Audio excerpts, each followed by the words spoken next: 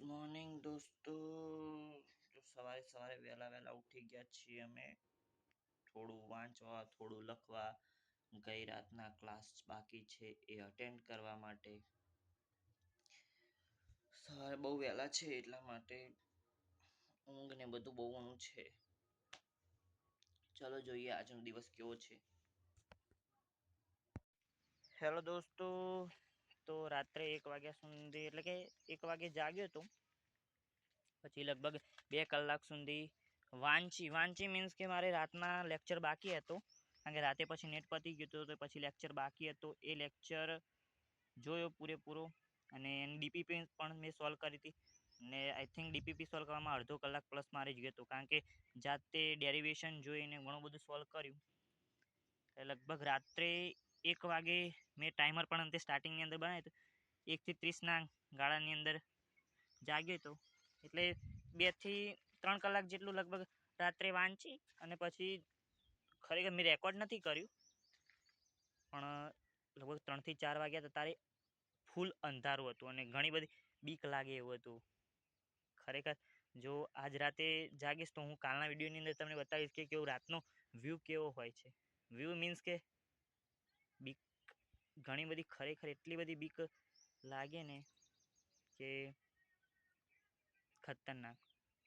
3 વાગ્યા ને, જ્યારે 3 થી 4 વાગ્યા હતા, લગભગ 3 થી 3:30નો ટાઈમ હશે.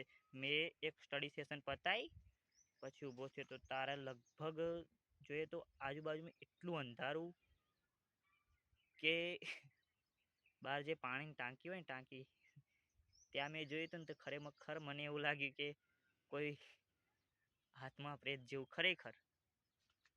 અને ઘણી વખત લાગતું પણ હોય છે, કારણ કે કહીએ તો મારા અંદર બિલીવ એવા થઈ ગયા છે. બિલીવ નહીં, કારણ કે મારી સરાઉન્ડિંગ પણ એવી રહી છે. જોકે હાલની અંદર હું ભૂત પ્રેતને એની અંદર ઓછું માનું છું, ખાસ એટલું બધું નથી ભૂત પ્રેતની અંદર માનતો. પણ જ્યારે હું નાનો હતો ને ત્યારથી જ મારી અંદર એટલા બધા બિલીવ ભરી દેવામાં આવ્યા, કારણ કે લગભગ તો ઘણા નહીં ખબર હોય, પણ જે હું જગ્યાએ રહું છું તેની આસપાસ મારા ઘરની પાછળ એક સ્મશાન છે, ઘરની સાઈડની અંદર એક સ્મશાન છે. ઇવન મારું જે ઘર છે ને ત્યાં પણ કહીએ તો સમાધિ જેવું પેલું હોય ને, એ કહીએ ગુજરાતી લોકોને ખબર હશે, ગુજરાતીની અંદર સમાધિ જેવું કંઈ પણ બનાવેલું હોય ને એવું છે. ખરેખર બહુ ભયાનક. એક વખતનો વ્યૂ મેં શૂટ નહોતું કર્યું, નહીંતર તમને ખરેખર એવું લાગે. અને આજુબાજુ જે પક્ષીઓનો અવાજ આવે ને એ હાર્ટલી ફીલ થાય ખરેખર. તો પછી મેં લગભગ 3:30 થી 4 વાગ્યા પછી સૂઈ ગયો. પછી મૂકો સવારે ઉઠીને પછી વાંચે તો લગભગ 6:30 વાગે ઉઠ્યો. પછી ડેઈલીનું પોતાનું કામ કરી એના પછી પણ 1 કલાક જેવું વાંચ્યું. પછી મમ્મી સાથે ગયો, થોડું કામ હતું, ઘણું બધું કામ કરીને અત્યારે લગભગ 12 વાગ્યા છે. અને હાલની અંદર પણ મારા લેક્ચરની બેકલોગ છે, 4 થી 5 લેક્ચર બાકી છે. એ લેક્ચરની બેકલોગ મારે પૂરી કરવાની છે. તો એ જ માટે અત્યારે સવારે 1 વાગે ઉઠ્યો હતો, તો એ લગભગ 12 વાગ્યા છે અત્યારે.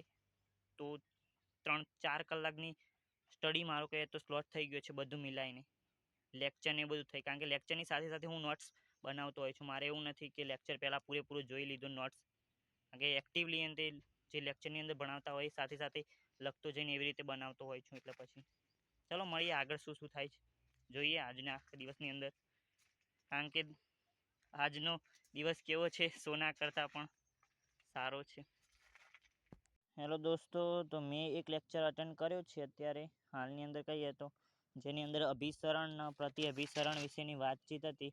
અભિસરણ મીન્સ એવી પ્રક્રિયાની અંદર જેની અંદર દ્રાવક હોય ને દ્રાવણ વચ્ચે બે સાંદ્રતાની અંદર કે દ્રાવ્યનો ફેરફાર હોય, સાંદ્રતાની અંદર હોય એ બધું. એના વિશે બહુ ડીપલી ઉતરશું તો પછી વિડીયો આપણો બહુ લાંબો થઈ જાય, અર્ધ પાર ગમે. એટલે કુલ મિલાઈને જે આપણા ઘરે આરો હોય, આરો એની કાર્યપ્રણાલી જેવું જ છે પ્રતિ અભિસરણ. જે પ્રતિ અભિસરણની પ્રક્રિયા હોય એ કહીએ તો આ દરિયાના પાણી માટે શુદ્ધિકરણનું છે. એટલે કે એક પ્રકારનું આરો જેવી જ ક્રિયા છે એની વાત છે. તો લગાતાર 51 મિનિટ વાંચ્યા મીન્સ કે લેક્ચર અટેન્ડ કરતો હતો, સાથે સાથે સાથે 2-3 એમસીક્યુ પણ સરે કરાયા. એ એમસીક્યુ પણ મેં ગણ્યા હતા સરના પહેલા ગણી કાઢ્યા એમસીક્યુ, સાચો પણ જવાબ આવેલો. એવી રીતે કર્યું છે. લગભગ 1 કલાક જેવી સ્ટડી કરી, તમને પહેલાં પણ સ્ટાર્ટ કરી. એટલે હાલની અંદર જોઈએ તો 5 કલાક જેટલું વંચાઈ ગયું છે ને હવે એક ઊંઘ લેવાનો, નેપ લેવાનો સમય થઈ ગયો છે. તો પછી મળીએ એક સરસ મજાની ઊંઘ લઈને. આવજો. Tata goodbye, take care.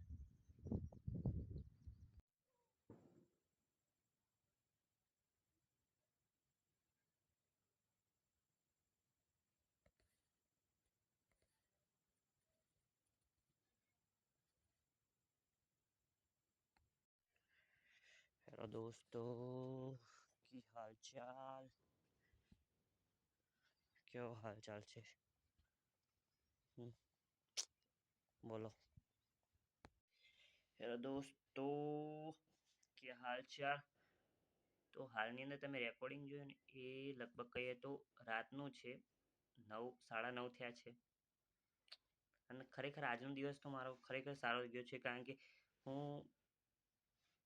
1 વાગે ક્યારે ઉઠ્યો હતો ખબર છે? 10માની પરીક્ષા હતી ને ત્યારે હું 1 વાગે ઉઠતો હતો. બાકી તો એના પછી તો મેં વહેલા જાગવાનું છોડી દીધું હતું. પછી 5-6 વાગે હું જાગતો. પણ ઘણા ટાઈમ પછી 1 વાગે જાગ્યો છું. ઓકે. તો દોસ્તો મેં કીધું હતું કે હોરર મૂવી જેવું સીન જે લગભગ બપોરે શૂટ કર્યો તો એ વખતનો વિડીયો, કારણ કે આ તો એક જ બ્લોગ છે, એની અંદર એડિટ કરીને અલગ અલગ નાખેલા છે. પણ મેં તમને વાત કરી હતી પૂરેપૂરો કહીએ તો તમને આગળ દેખાયો છે. રાત છે તો એ કેટલું અંધારું, ઇવન મેં ટોર્ચ પણ ચાલુ કરી હતી.